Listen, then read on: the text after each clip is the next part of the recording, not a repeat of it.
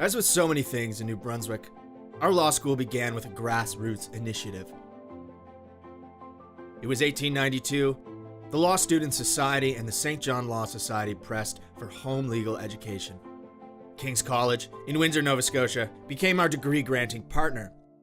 With the twin goals of elevating the reputation of the legal profession and expanding the curriculum at King's, it was a win-win. Over the next 31 years, a team of dedicated judges and practitioners educated 137 lawyers. Despite its small size and less than ideal accommodations in St. John, the law school boasted many Canadian firsts and remarkable diversity. The students included Abraham Walker, second Afro-Canadian lawyer; Edith Hannington, first woman to enroll; Mabel French, first woman to graduate and be admitted to the bar in both Eastern and Western Canada; and Solomon Hart Green, the first Jewish graduate. Then in 1923, following a devastating fire, King's broke its ties with the law school and relocated to Halifax. UNB eagerly stepped into the breach.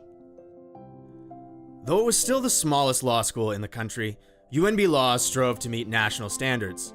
2 years of a BA program became a prerequisite for admission.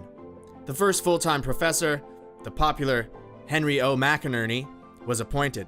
The provincial building was renovated, a law library was established, and the UNB Law Journal, first known as Oya Oya, was begun by the students. A major leap forward came in 1947, when Lord Beaverbrook, newly appointed Chancellor of UNB, was guest of honor at a Law Student Society dinner in St. John. There he was reminded that he himself had briefly attended our law school in 1897. In characteristic fashion, he lost little time getting involved.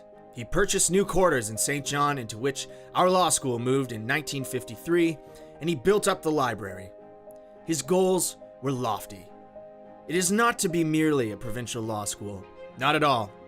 It is to serve the whole nation, the whole of Canada, from coast to coast. More and more, as the years go on, the brightest in the whole wide Dominion will be drawn to this outstanding law school.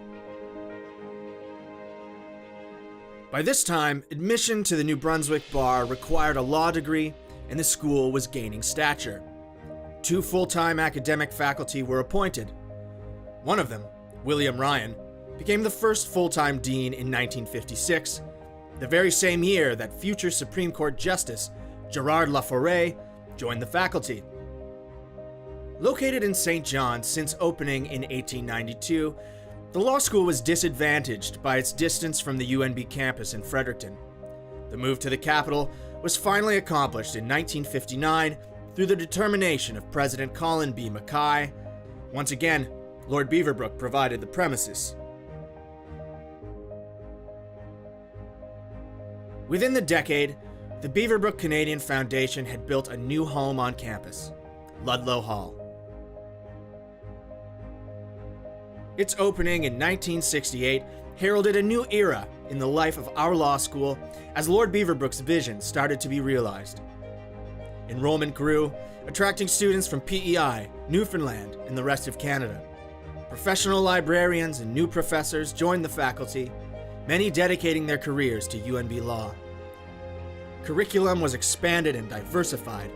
Prizes and scholarships, including the prestigious Beaverbrook scholarships, increased in number and value. In 1984, the law library was substantially enlarged.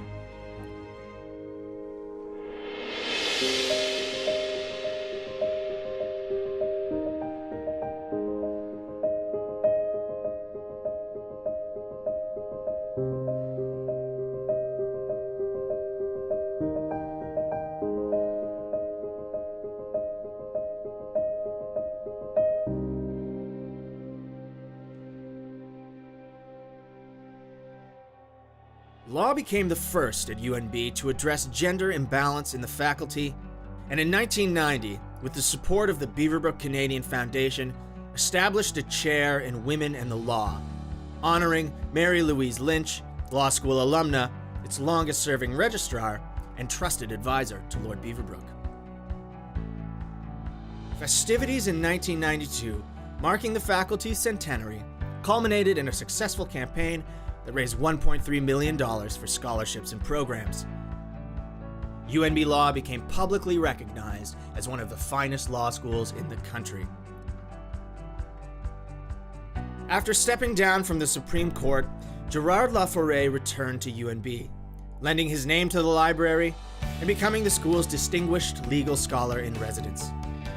Another successful campaign in 2006, bolstered by bequests from Mary Louise Lynch and Colin B. Mackay, raised $5.5 million for the library, moot courtroom, and scholarships.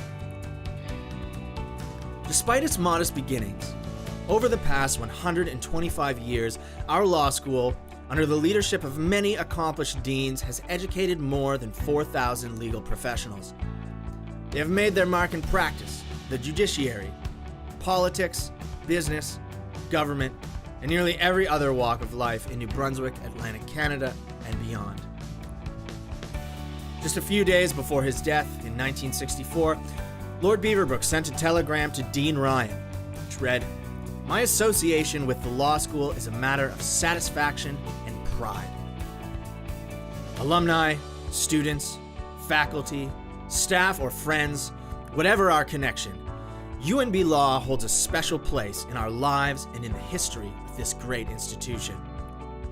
Like Lord Beaverbrook, we are proud of UNB Law, proud of its reputation, proud of its contributions to society, proud of its unwavering commitment to excellence.